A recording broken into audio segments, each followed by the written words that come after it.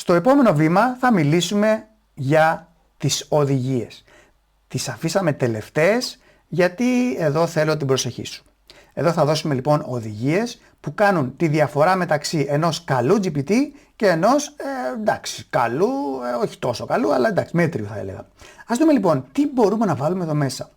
Μπορούμε να μιλήσουμε για την αποστολή που θα έχει το GPT μας, ποιος είναι ο ρόλος του, ποια θα είναι η προσωπικότητά του, τι μπορεί να κάνει, τι δεν μπορεί να κάνει, πώς να ξεκινάει τους διαλόγους, ποιες είναι οι 5 βασικές ερωτήσεις που θέλω να κάνει σε κάθε ένα χρήστη, τι να κάνει μετά από αυτές τις 5 βασικές ερωτήσεις, πώς να κάνει μετάβαση σε επιπλέον ερωτήσεις και πώς να τερματίζει μία συνομιλία.